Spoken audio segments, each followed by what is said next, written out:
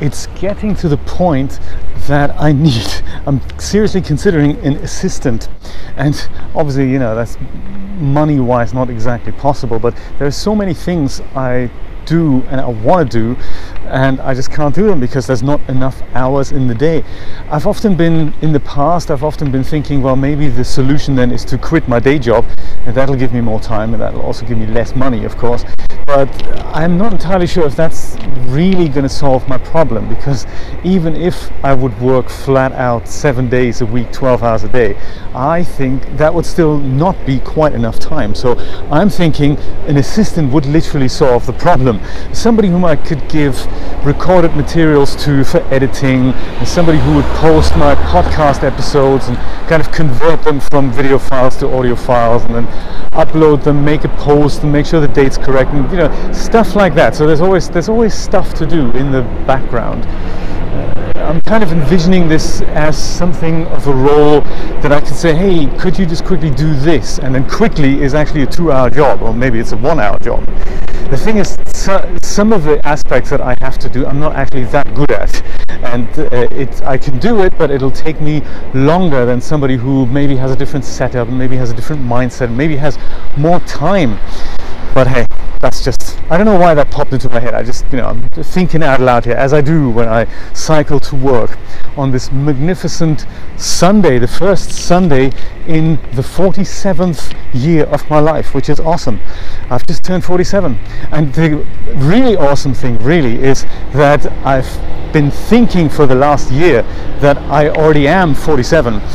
So it's almost like, oh, I wasn't actually 47 at the time that I thought I was 47, because I was 46.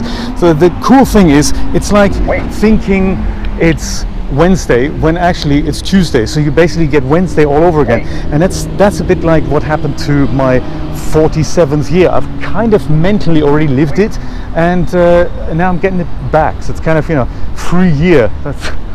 That's awesome. Live this year, get one free. That's kind of that's exciting, isn't it? But hey, as I said, it's just thinking out loud. It does something to my brain doing that, and it's wonderful to be able to share this with you. So what I really wanted to talk about is that this morning I've already been fairly productive and have recorded a video about how to animate the sunlight in DAZ Studio. So we've talked about how to make a still image with the sun disk in Vision, but it occurred to me that we can't actually animate it, and there's a trick that we can use in order to make that happen, and that is the sundial thing, and I'm explaining how to use it and which parameters to use in order to animate that, so have the sun travel across the sky. I'm currently working on another animation in the Urban Future set, which isn't quite there yet. I think I need to render that again, but it's got the effects that I want. So it's a logo in the middle, and then the shadow kind of, the sun travels, and then as a result the light kind of changes on every image of the animation. It looks very, very cool.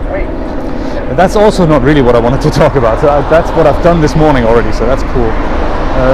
Roads are a little bit closed here, so Miami Beach is a little restricted right now, at least to car traffic, because of course it's Memorial Day weekend.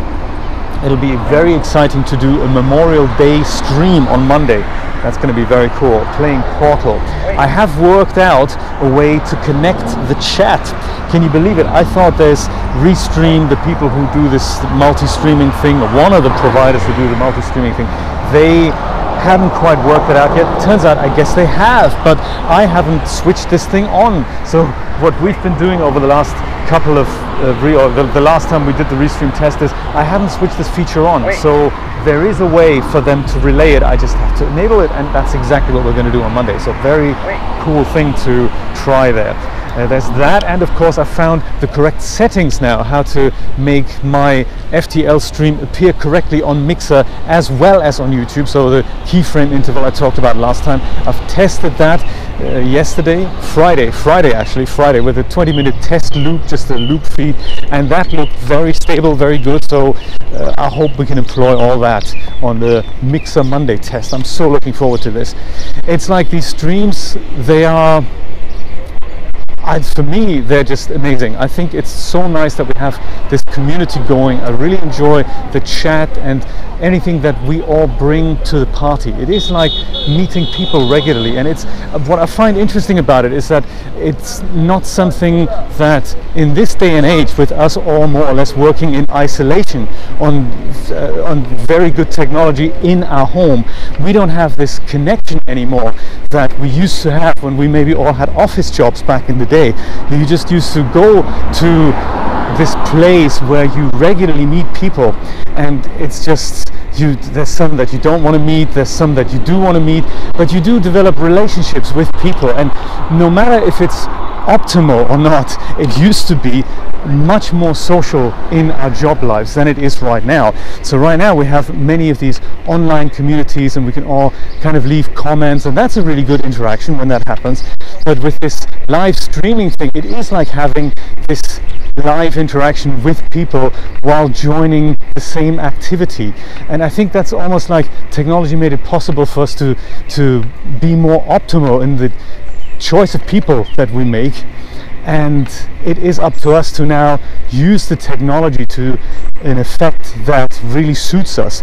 And that's where these live streams really, they're just so enjoyable for me, I think, and it's lovely to hear that you guys enjoy them as well. So and again, this is what happened this morning. I've heard so much about Discord, and my experiences with Discord were brief and they weren't very positive. Yet again, I thought, hey, it's really up to us to make the technology, to use the technology to something that suits us. So I've created a Discord server this morning. Terrible word, that really. Server is a 1U or 2U box in a rack in a data center or in a machine room, really.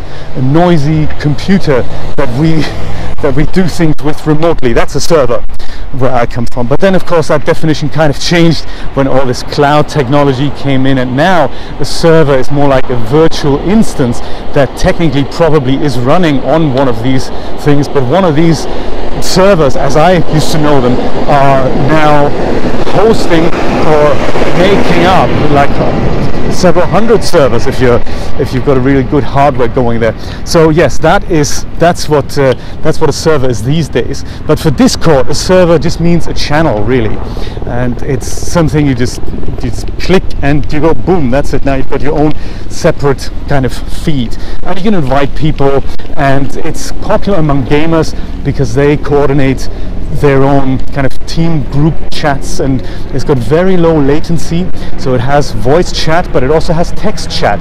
So the way Discord works, from my limited understanding for now, it's much like a private chat room. It's invitation only, and I want to keep it fairly small and private, more or less exactly like what we have on our live streams, be that on YouTube or on Mixer or anywhere else, but without the necessity for a video feed. And the cool thing about it, and this is my vision for the Discord thing, is that we could have it and we could try it out. First of all, we're going to try it out and we'll see if it works for us, if we can make use of it. But during the times when there is no game stream on or a 3D stream on, and we just work away on our computers, it's a nice way to be connected and just have that window to the group of people that we have become, and that is increasingly going bigger and bigger, I guess. And we do want to limit it to a certain extent, but if we are like-minded individuals and we have the same topics to discuss, we all have something to share every once in a while, and that would be really cool to have that connection at our fingertips if we want to dip in. So do remember, it's not mandatory, it's totally voluntary. You can't switch this thing off, but sometimes you'll find that you're working on your computer for 3-4 hours and you think, yes, I kind of feel I'm doing a lot, but I just want to share this with people that I've found, or hey, has anyone got an idea how to do X, Y, and Z? And currently we have to go to forums, but we may get no comments, we may get people who misunderstand us and all. So I'm thinking of this Discord thing that I've just made here as the same kind of safe environment that we have in our chats on the live streams, and we can carry that across with us. that's my vision, that's my idea of how to do this. So it's not going to be a public thing, not everyone will be able to join. I'm thinking of offering this to my Patreon supporters eventually. So Patreon allows Discord channels to be integrated there, and it'll be cool to everyone $5 or $10 or more or something will get this Discord benefit, and we'll get an automatic invitation. But other than that, it'll also be something that, you know, people we like to hang out with can join, and it'll just be our nice little safe chat environment in which we discuss anything and everything from, you know, nutrition to 3D graphics cards, that sort of thing. And that is kind of how I envision it. You know, I will send out invitations, and if you're interested, then please join, and we can see if we can make this work on a trial basis. If it works, awesome, great. I've got this integrated also with the Restream thing. So the Restream has a chat application, and it allows me to monitor the chats from multiple locations. So if I'm streaming to YouTube and Mixer and to Twitch, in this client I can see all these chats coming in, but I can also connect to the Discord thing. So if somebody isn't watching the live stream and they're currently chatting in the Discord, then I can see that at the same time and maybe say, hey, we're all just watching this thing. And it also comes in handy then to do things that we could do together. So we could work collaboratively and have a private chat while watching the same video feed of one of us demonstrating something, you know, that sort of thing. So that's the open possibilities there, endless possibilities, and that's just going around in my head, and this morning I made it happen. So let's see if it works for us, I say. Other than that, I'm going to go and do a shift at the supermarket now, which is also very social for me. So it's a nice thing to do. It offsets this thing of being at home at the computer. So I think, you know, that's a nice little contrast. That, yes. So that's happening. Join me for the Mixer stream, of course. Take care.